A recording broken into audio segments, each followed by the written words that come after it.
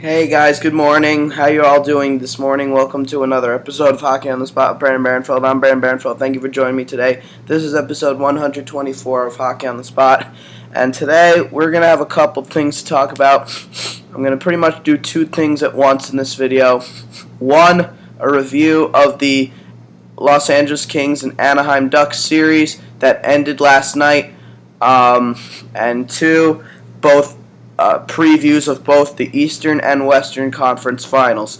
I'll try to make this as short as I can, but I don't know if I can make it that short, but we'll see. But let's just get right into it. The second round of the playoffs has officially come to an end. The Game 7 of the LA Kings Anaheim Ducks series is in the books. The Los Angeles Kings coming out on top with a more than decisive 6-2 victory in what will be Teemu Selanne's final game in the National Hockey League. Congratulations to the Los Angeles Kings on a big series win in 7 games.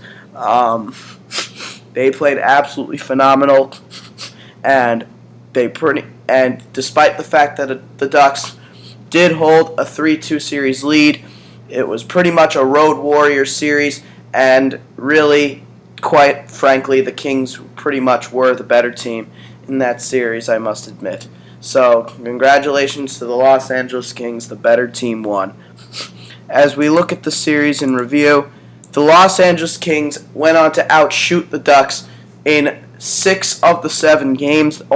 Game 2 was the only game in which the Ducks would outshoot the Kings, but that was the game. But that game, Jonathan Quick would absolutely stand on his head, and he stole that game.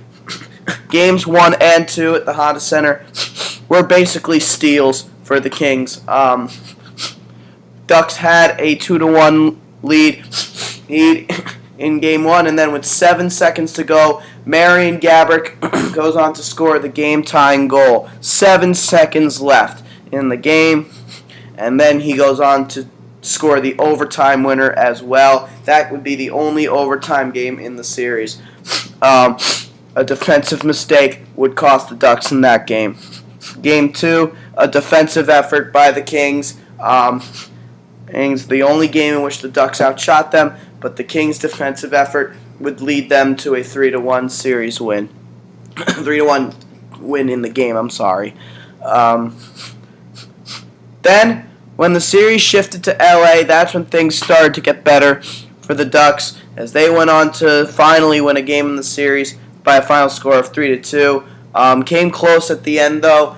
The bad news in that game was that Frederik Andersen would suffer a season-ending injury, as would Matt Bolesky.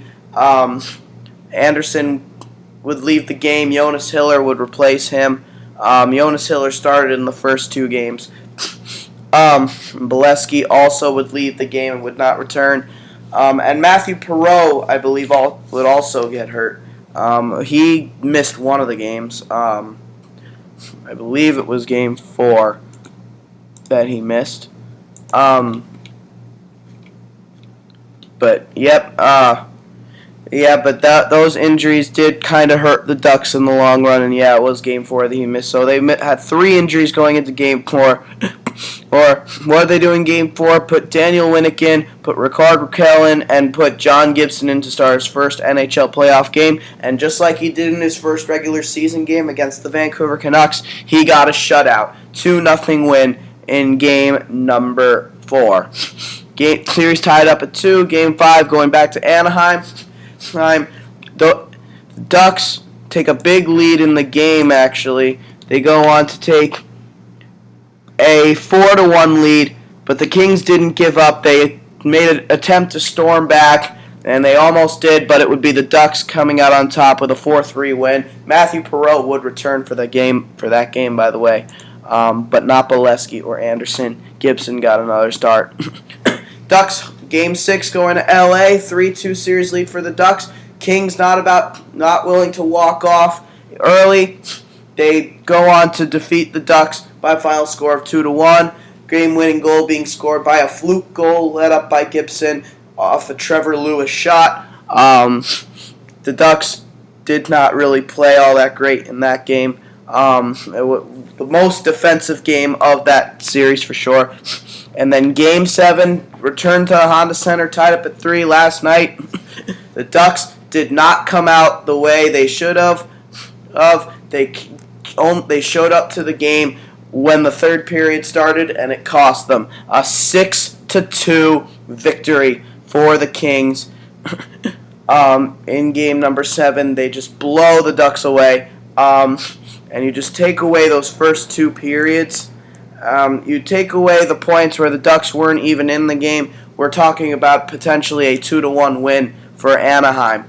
So they didn't really show up until the final 3 minutes and 2 seconds in the second period. So if the game had started then, it would have been a 2-1 Ducks victory. But unfortunately for the Ducks, that did not turn out to be the case. Corey Perry would have a penalty shot in the game as well. He would not score on that. However, he would get his 4th of the playoffs in that game. It was his birthday yesterday. Happy 29th to Corey Perry. Sorry for the loss. But that is the series overview. The LA Kings just were pretty much the better team in that series, and they are the more experienced team as well, which now leads us into the reasons why the Kings won and why the Ducks lost. The Kings won because, again, as I just said, primarily of their playoff experience. This is a team just absolutely loaded with it. They still have almost all of their roster from 2011-2012. Pretty much about 95% of their roster is that 11-12 team, and that includes a couple of injured players, a couple of scratch players in Willie Mitchell and Jordan Nolan and Colin Frazier. So 3 scratch players. Matt Green, Drew Doughty, Mike Richards, Anze Kopitar, Marian Gaborik, Kyle Clifford, Justin Williams, Trevor Lewis, Dustin Brown, Slava Voinov, Alec Martinez, Jarrett Stoll, and Dwight King and Jeff Carter. Jake Muzzin, I don't believe he was a part of that Cup team. No, he wasn't. He was on the ice, I think, to lift the cup, but he never got his name officially engraved on it. He didn't play enough games. Jeff Schultz never won a cup. Tanner Pearson and Tyler Toffoli, they never won cups. So the only 4 players on the ice in that game who had never won cups. And obviously they also have Robin Regier on their team. He never won a cup, but he is so much of a key piece that he has the potential to help them win a cup. And then, of course, the goaltender, Jonathan Quick, as well. Martin Jones never won a cup, but there you go. Whereas the Ducks, the only remaining pieces from their 07 team, Teemu Selanne, Corey Perry, Ryan Getzlaf, and Francois Beauchemin. No other players on their team had ever won a Stanley Cup, unfortunately for them. So, yes, the lack of playoff experience. The Ducks have a young team. They have a bright future ahead of them, but the fact that they're too young, and the Kings have all this experience that did not make for a good series for the Ducks. That did not make for a series to win. Beating the Dallas Stars was one thing, but the LA Kings turned out to be a much different story. And you can dominate them all you want in the regular season. In the playoffs, everything changes. So another reason why the Kings won this series. In a lot of cases, they managed to stay out of the box, and they were so good on the road. The Ducks were obviously a good road team as well, but the Kings were just a pinch better on the road. But it was a Road Warriors series. But the Kings, they managed to stay out of the box on a lot of cases. And even when they did get in the box, their penalty killing was phenomenal. They have the best defensive team in the NHL. And obviously you can't forget about the goaltender, Jonathan Quick. He was one of the stories of this series, and obviously had to steal games at points, especially in Game 2, the one game where the Ducks outshot the Kings. So, him standing on his head was another reason why.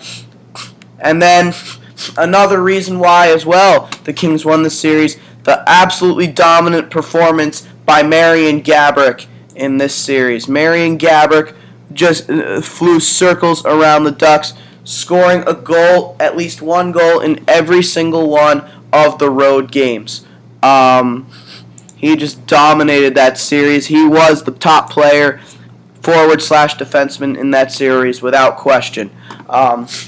2 goals in Game 1, the game-tying goal and the overtime winner, a goal in Game 2, an assist in, I believe he had an assist in Game 3. I want to check out his statistics here. My computer is being really bad right now. There we go.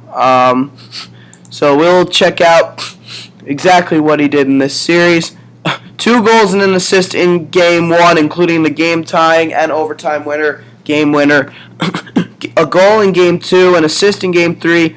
Didn't have anything in Game 4, but that was the only game in which he would be kept off the board. Game 5, 2 goals. Game 6, an assist. And Game 7, a goal and an assist. So he had at least a goal in every road game, and he had a few assists to go with it. Compared to his statistics from the San Jose series, nothing in the first 2 games, a goal in Game 3, 2 goals in Game 4, an assist in Game 5, nothing in Game 6, and an assist in Game 7. So, much better in the Ducks series than he was in the Kings series. This guy has just officially taken off. He is doing some great things out there. And obviously a lot of New York Ranger fans in particular will be wondering why he couldn't do this kind of stuff when he was with them. Yeah. So those are pretty much the reasons why the Kings won. Marian Gaborik, probably his dominant performance in this series, probably the signature reason why. Oh yeah, and by the way, he had 7 shots in game number 5. So he has proven to be a perfect fit for the LA Kings since coming over from the Columbus Blue Jackets. A steal of a trade.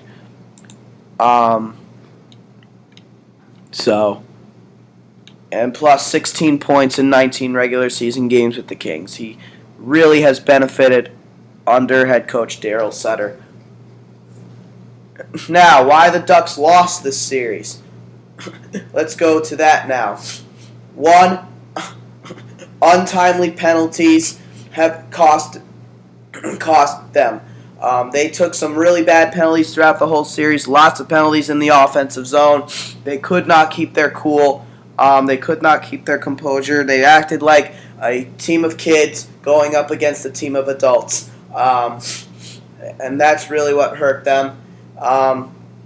And the Kings' penalty killing was absolutely phenomenal. And it wasn't like the Ducks' power play was bad. They did get quite a few power play goals in the series, but the Ducks were barely on the power play compared to how many times the Kings were, especially in Game 7. So untimely penalty is a big reason why. Second, the fact that they are a young team and the Kings have all this playoff experience, the lack of playoff experience for the Ducks really hurt them. Really hurt them. And also, probably another major reason, the lack of a legitimately solid goaltender. John Gibson is expected to be that guy, but he's not there yet.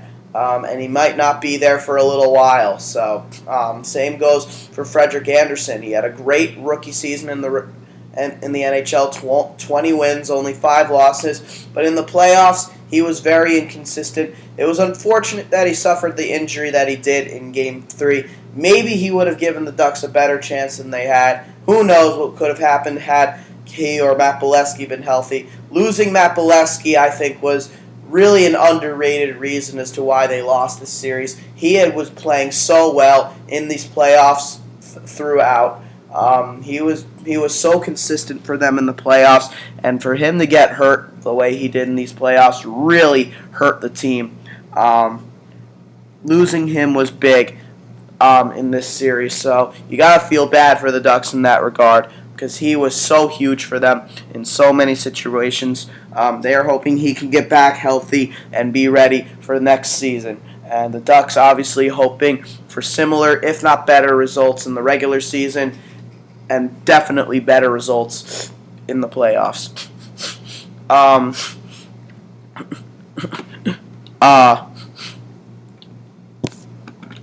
So let's see. Yeah, the goaltending just did not hold up for the Ducks, and that really hurt them. Another big reason as to why the Ducks lost. A lot of defensive mistakes, especially in Game 1. I think if the Ducks could have won that game and not allowed it to go to overtime, I think we're talking about a completely different series. We're talking about a 5-game series, and the Ducks winning in 5 games. So Game 1, losing Game 1 really actually was the killer for them in this series. That was a game they had to win.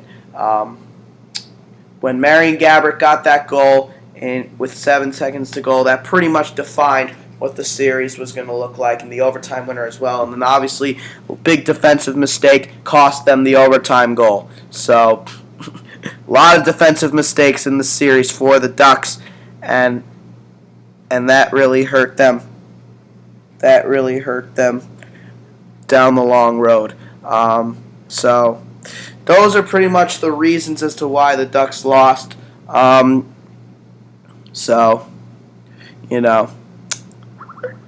And then of course the Kings' ability to block every pass, get in all the passing lanes and block shots. That also hurt the Ducks and benefited the Kings. That's why they are the best defensive team in the NHL. So the better team did win. Congratulations to the Los Angeles Kings. They move on to the Western Conference Finals, where they will take on the defending Stanley Cup champions, the Chicago Blackhawks, a rematch from last year's Western Conference Finals. As now, real quick, before we get into that more, we'll take a look now at what the Ducks off season is going to look like. They don't have a tremendous amount of unrestricted free agents. Obviously, Teemu Selanne is one of them, but as we all know, his career is over. It pretty much was confirmed that Game 7 6-2 loss against the Los Angeles Kings was Teemu Selanne's final game in the National Hockey League. Godspeed to Teemu Selanne. Thank you so much for all you've done for the Anaheim Ducks and for the National Hockey League. You will not be forgotten. It's not going to be the same watching Anaheim Duck games without you in the lineup. I'm giving you a shout out, Teemu. You deserve it after all that you've accomplished. Too bad. I know you really wanted to go out as a champion this year, and we all wanted to see you go out a champion, but it just was not meant to be. Not a lot of players can do that. So not a lot of players can say that they accomplished that right before they retired. But at least you have a cup. At least you have your dream to win at least one cup, and it was a great one too, great memorable moment. But yes, this is it, the final curtain call for Teemu Selanne. He is an unrestricted free agent once again, but this time he is not going to re-sign. He is retiring, and the post-Selanne era in Anaheim will officially begin. But good luck to you, Teemu, in whatever you do, and and I just hope you know that each and every Anaheim fan will be with you all the way, and especially when you hit the Anaheim ice one final time, when you become the first player in Anaheim Ducks history to have his number raised to the rafters. His number 8 will definitely be retired by the Anaheim Ducks. No Duck will ever wear the number 8 ever again. And we talked so much about Teemu Selanne retiring, but what about Saku Koivu? He's 38 years old. He's another guy who, is getting on in his years, and he doesn't have a lot left in him. he's going to be 39. And actually, he is going to be 39 years old. I'm going to check as we check out his birthday here. He will be 39 years old on he is 39 years old actually. He will be 40 years old in November. November 23rd, he will turn 40. He may have one more season in him, but the question is, will it be with the Anaheim Ducks? My guess, probably not. I could see this guy going elsewhere, maybe the Minnesota Wild, or even a team like, or to play like one season with his brother, or maybe go to the KHL and spend a season with his country in Jokerit. So we'll see what happens with Saku Koivu. He's definitely not the same player he used to be. More or less a defensive player now, and that's obviously not where the former offensive playmaker wants to be. He had a fun time playing with the Ducks, obviously. It was great to see him on the Ducks. Another one of my personal favorite players, actually, especially with the cancer thing. That's a big motivator. It's a motivation right on another level right there. So good luck to Saku in whatever he does, if this truly is his final curtain call as well. But whether it is or isn't, I really don't see the Ducks bringing him back now that Solani's gone. I don't see him coming back now that Solani's gone. And I think it's pretty much safe to say that the Ducks are ready to move in a new direction and ready to get a lot of their youngsters who have been itching to come up but couldn't because of the presence of those two veterans in the lineup. They're finally going to come up. And then, of course, you got Daniel Winnick. He is an unrestricted free agent as well. He's the only UFA forward for the Ducks that is definitely going to be back. He's only 28 years old. So, will Daniel Winnick be back for the Anaheim Ducks? Really hard to say, but my best guess, probably not. I think it's one of those situations where, as good as he was for them, it is time for the future, and Daniel Winnick, kind of prevents that from being in the lineup, kind of prevents that from happening. I mean, it's going to be interesting. Maybe they re-sign him, but, he didn't play much toward the end, and especially in the playoffs, he was scratched a lot. And, he really became a fan favorite and was very good for them at times. But, it probably is going to move on. Ducks will probably move on from him. We'll see what happens, though. I'm not making any definite, prediction about that. On defense, you got Stefan Robidas here. Very unfortunate what happened to Stefan Robidas, the way he went out in the playoffs. Game 3 injury, season end, playoff ending against the Dallas Stars. I think him not being in the lineup was another reason why the Ducks lost that series. He, I think, could have made a huge difference defensively. But he is 36. I believe he's 37 years of age.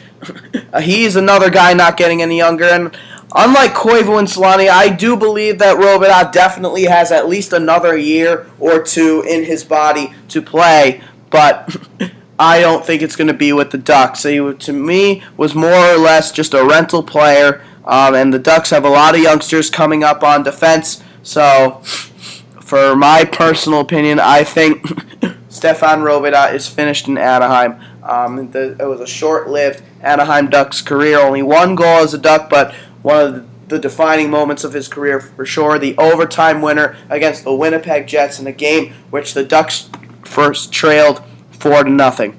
So, very proud moment for the Ducks and for Stefan as well. So good luck to him wherever he goes. Maybe he does come back. Maybe he signs a one-year deal or something. But I don't think the Ducks are going to bring him back. But we'll see. Be interesting. And then of course the big unrestricted free agent name for the Anaheim Ducks, Jonas Hiller. The Ducks pretty much ready for the future in Anaheim to arrive.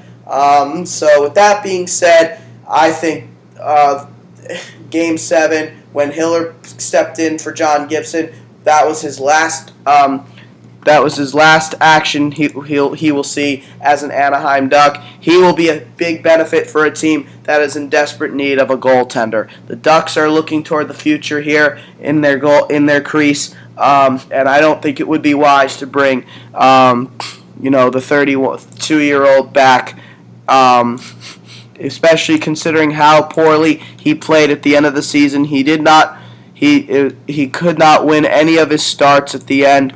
The games that he did get credited with the win for in the playoffs, he did not start. He lost both of his starts, and he didn't win a start since March 26, 2014 on the road against the Calgary Flames. That was his last victory while getting a start. So after going on that long winning streak, he really burnt out after that, and it showed that he really doesn't belong here anymore.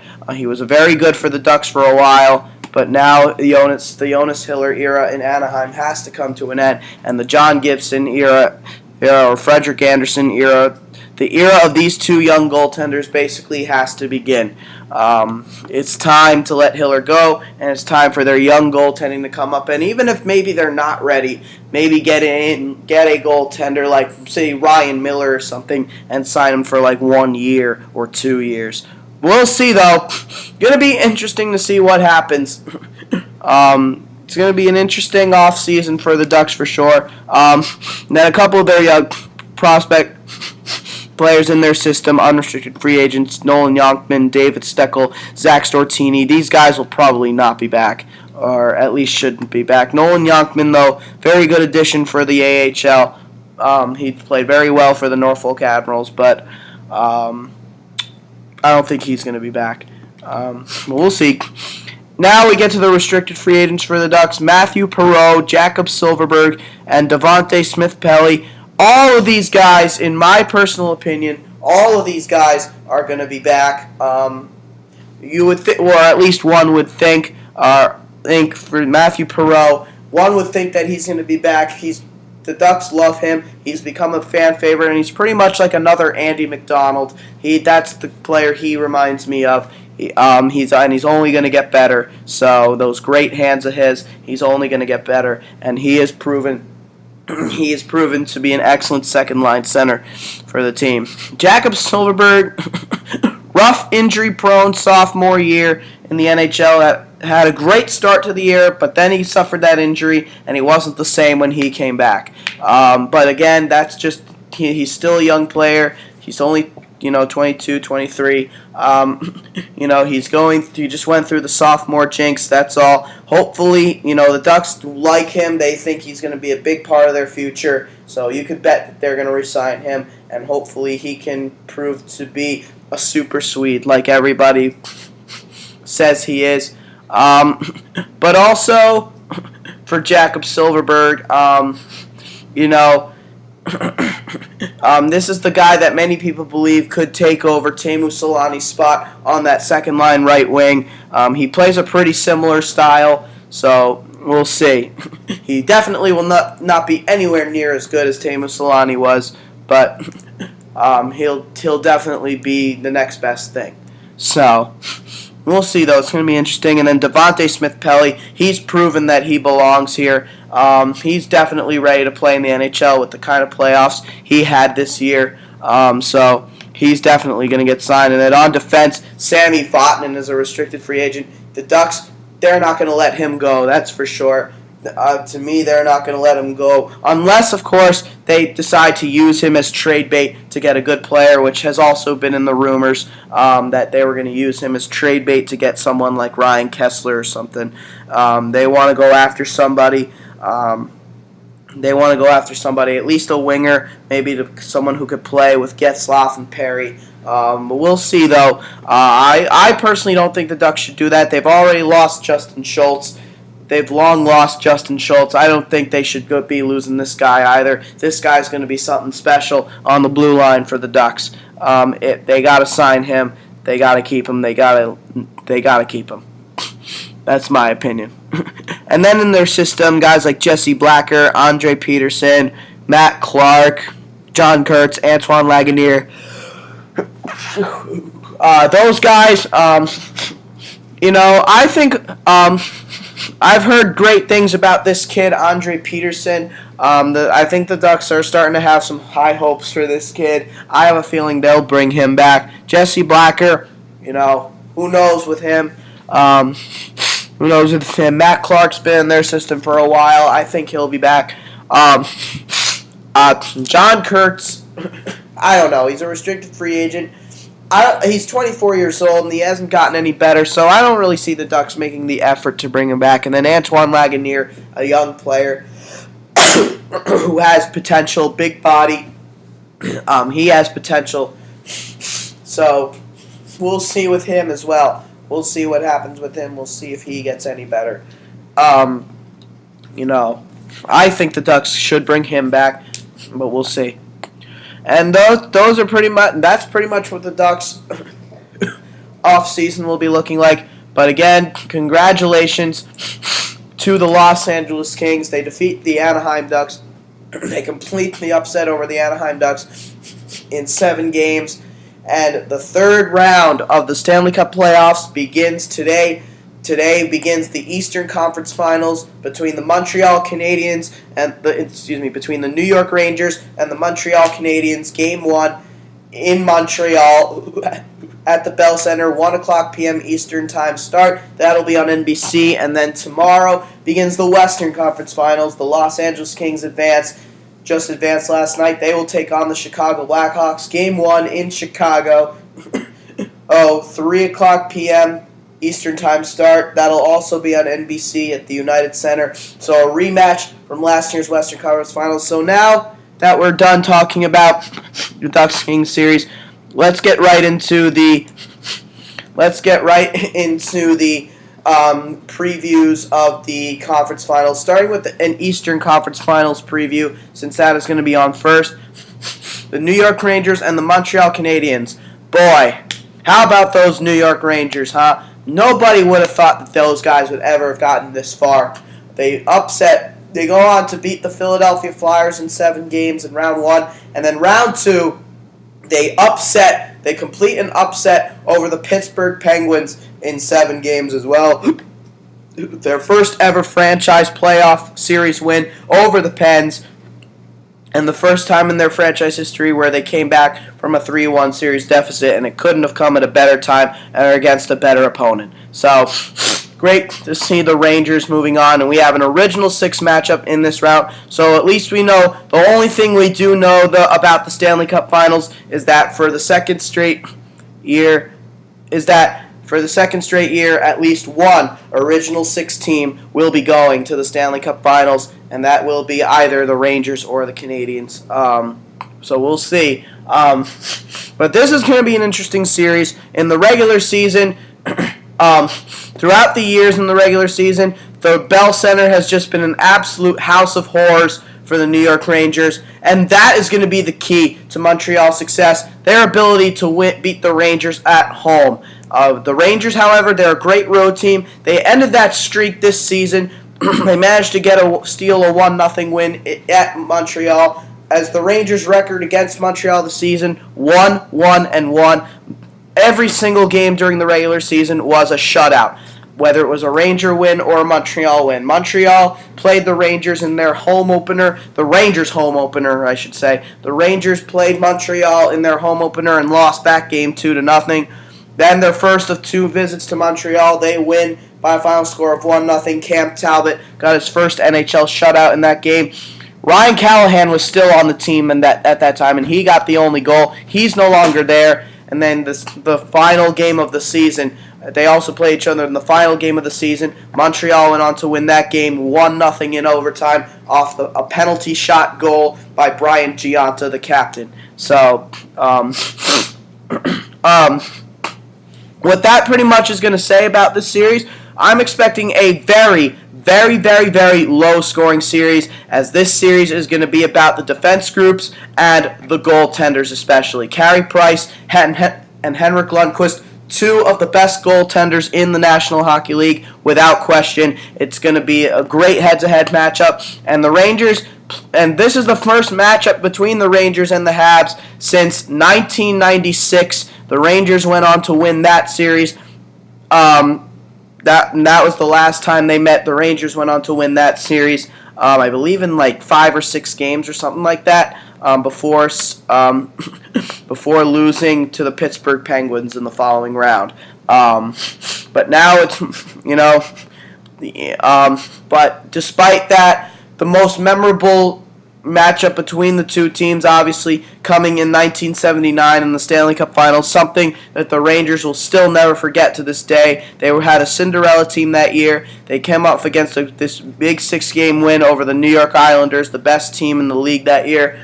John Davidson was the reason why they won that series. Rangers went on to take Game 1 of that Stanley Cup Finals, but after that it was all Montreal. They went on to win in 5 games. That still burns in the minds of many New York Rangers players and fans alike. So this is obviously, even though the Rangers did win the last series these two did have, it just doesn't feel that way because of that Stanley Cup Finals. So for the Rangers, they got to be feeling that this could be a possible atonement for that Stanley Cup Final. They want this series. They want to win this. But Montreal's a tough opponent for the Rangers. We saw what they could do, what they did to Tampa Bay, and we saw what they had the potential to do when they beat up Boston, the President's Trophy winners, against a goalie like Tuukka Rask. That was a 7-game series as well. Sorry about that. But yes, Boston got upset by the Habs, and Thomas Plekanec has just been key for Montreal in these playoffs. He's been their best defensive player. He's been their best two-way player all playoff long, and he's just hoping to continue that magic. And if that's going to be the case, the Rangers could be in for some trouble. This is not going to be a sweep of a series, though. At least this is not going to be a series sweep. Montreal, though, they're determined. They know they were the only Canadian team that made the playoffs this year, and they know they haven't won a cup since '93. You could see it in their eyes. They're determined to get back to the Stanley Cup Finals, and that determination is what could give them the win in this series. And you think about players like, again, Thomas Plekanec, but also Max Pacioretty, PK Subban, Andrei Markov, Carey Price, Thomas Vanek, their trade deadline acquisition. You think of guys like that, they want to go far. They want to win a cup. Vanek's never won a cup before, obviously, let alone been to the finals. Whereas the Rangers, you look at players like Marty St. Louis, Rick Nash, that third line of Derek Brassard, Benoit Pouliot, and Matt Zuccarello.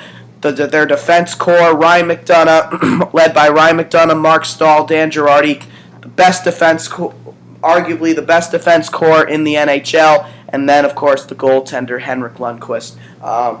It's going to be one heck of a series, though. It's going to be one heck of a goaltender matchup. And it's going to be very exciting to watch. I'm really looking forward to this series, which starts today. I'm really looking forward to it. It's going to be fun. It's going to be a lot of fun. But also, again, to me, I see a low-scoring series. And my prediction for the series, I want the Rangers to win so bad. They're one of my favorite teams. But unfortunately for Montreal fans, I'm going to have to give this one to Montreal. And I'm going to say probably 5 games. I think Henrik Lundqvist will steal one. If I'm nice, maybe 6. But I think Montreal is just way too determined. They want to get back in the finals. But we'll see. It's going to be interesting. Going to be real interesting. The way the Rangers have played, they've defied a lot of odds in these playoffs. And, so I really now believe that anything is possible. So we'll see. It's going to be interesting. And now, our Western Conference Final preview. The Los Angeles Kings and the Chicago Blackhawks, a rematch from last year's Western Conference Final. The Chicago Blackhawks took that one in 5 games last year en route to a Stanley Cup championship. The Los Angeles Kings, they want revenge, and they're going to be determined to get it. They're the only non-original 6 team in the Final Four. And that's something they're very, very proud of as well. But you look at the Kings and how stacked up they are with their experience. the Chicago Blackhawks are no different. This is a battle of playoff experience right here. You look at the Hawks and all they've managed to accomplish in their first 2 rounds against, St. Louis and Minnesota. As we take a look at some of their playoff experience. We already talked about the Kings, but again, you look at it for the Hawks: Duncan Keith, Nicholas Chalmerson, Brent Seabrook, Nick Leddy, Patrick Sharp, Marcus Kruger, Sheldon Brookbank, Jonathan Taves, Brandon Saad. Chris Versteeg was a member of their 2010 team. Michael Hanzus, Johnny Oduya, Ben Smith, Brian Bickle, Marian Hossa, Patrick Kane, and then you even look at some of the guys who didn't play in that last game: Michael Roosevelt and Andrew Shaw.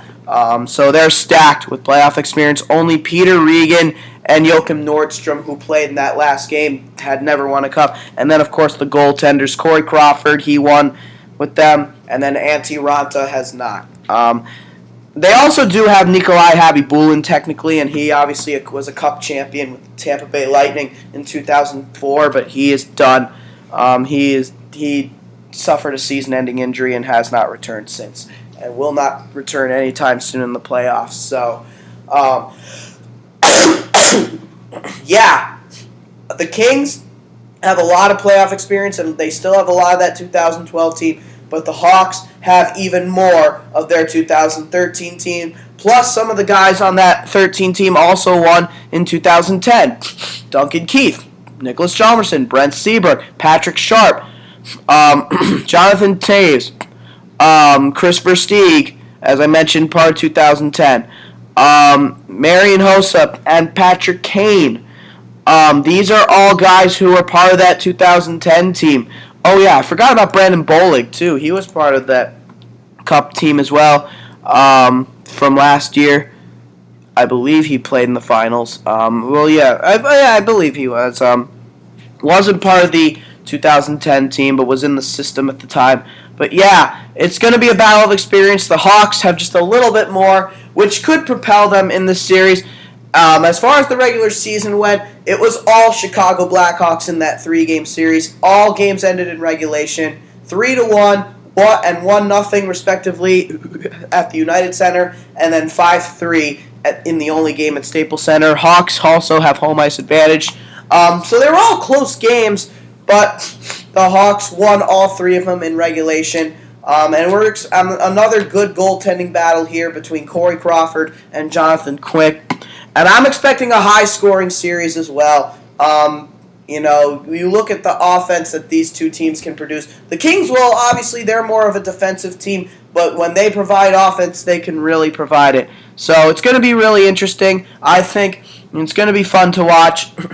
It's going to be a lot of fun to watch. The Hawks, they're not a team to mess around with. The Kings know this. They know this is going to be nothing like the first 2 rounds against their two California rivals. So we'll see. It's going to be very interesting. As far as my prediction goes for the series, I think the Kings are going to definitely play much better than they did last year. I think they're more prepared to take on the Hawks this time around. But I'm going to give this one to the Hawks. I'm going to say 6 games, maybe 7. But it's something one should be optimistic about, too, because the Kings are just absolutely impressive, and Jonathan Quick is an impressive goaltender, so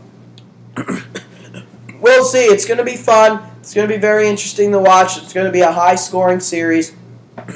And the keys for these two teams, obviously for the Hawks, they're 2 stars, Patrick Kane and Jonathan Taves. They're going to have to come up big, and even if they can't, some of their other players like Patrick Sharp, Marian Hossa, they're going to have to come up huge. And then Duncan Keith on defense is going to have to be big as well.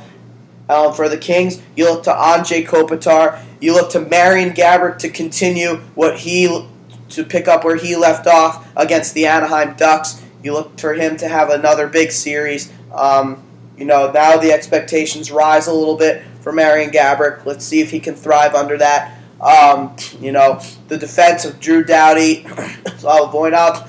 And obviously for the Kings, they're really missing Willie Mitchell and they're really missing Robin Regeer. They're going to need them back, or at least one of them back healthy, if they're going to have any shot at all against the Hawks. They need Robin Regeer because of his excellent shot blocking abilities. It's going to be fun, though. It's going to be really interesting. We'll see. This series really could go either way. And then, of course, Jonathan Quick is a goaltender that can steal games. We know that. So, Dustin Brown, he's the motivator on the team. He's the captain. He's the hard hitter. He's the guy that's going to energize them. And then Justin Williams, with all the playoff experience he brings, he's going to have to be huge as well.